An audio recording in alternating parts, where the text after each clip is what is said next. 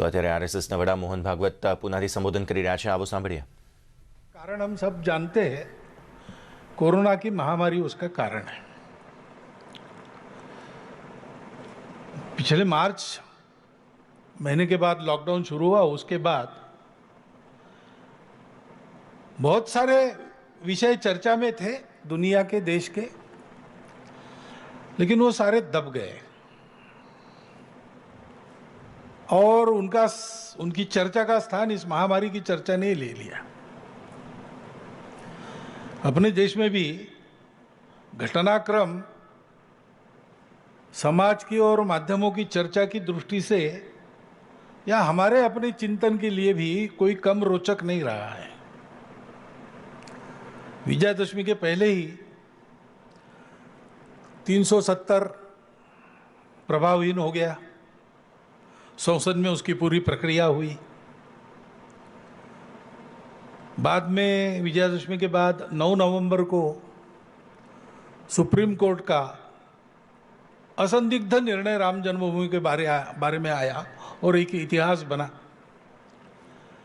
एक मत से निर्णय था, सारे देश ने स्वीकार किया और बहुत सुंदर वातावरण में समझदारी के साथ, संयम के साथ समाज ने उसको स्वीकार किया।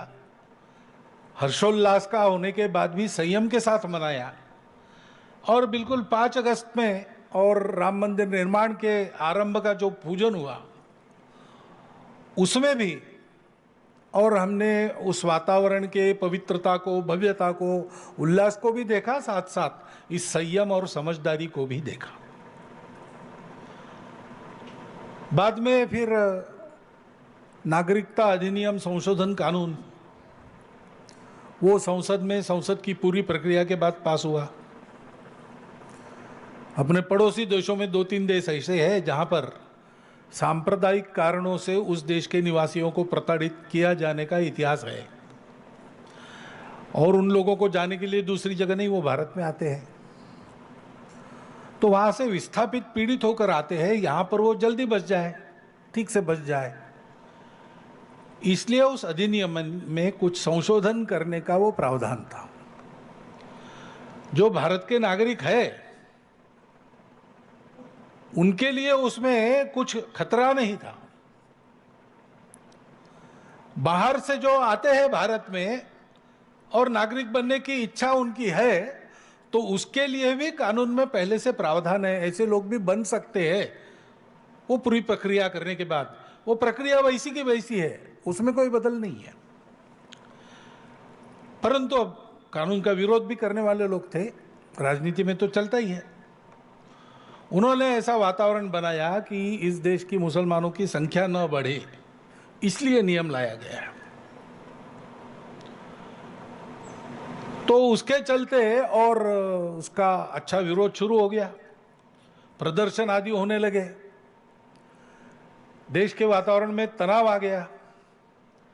उसका क्या उपाय करना, इसका सोच विचार पूरा हो, कुछ कृति हो, इसके पहले वो सारा और दब गया कोरोना आने के कारण। मनों में जो सांप्रदायिक आँच थी वो मन के मन में रहेगी। उसका उपाय होने के पहले ही कोरोना की परिस्थिति आ गई। ऐसा यानी होती इन विषयों की चर्चा जितनी और उस पर प्रतिक्रियाएं उतनी नहीं हुई सर्वसामान्य व्यक्ति के और माध्यमों की चर्चा में भी, और कोरोना ही छाया रहा। ऐसा सारी दुनिया में ऐसा ही दिखता है। बहुत सारी घटनाएं होती रही है, आज तक होती रही है, लेकिन अधिक चर्चा और ये कोरोना की ही रही है। एक बात हम कह सकते हैं कि सारी परिस्थिति में प्रत्यक्ष कोरोना बीमारी से होने वाला नुकसान भारत में कम है। इसके कारण है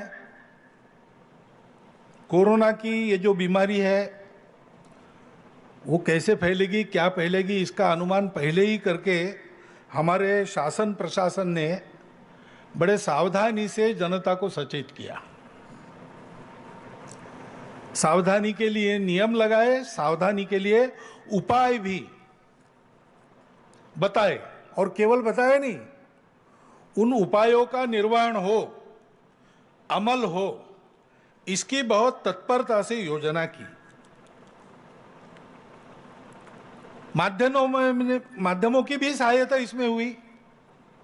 उन्होंने जो बढ़ा चढ़ाकर वर्णन किया इस सारे परिस्थिति का, तो जनता में एक जरूरत से ज्यादा भय भी आ गया।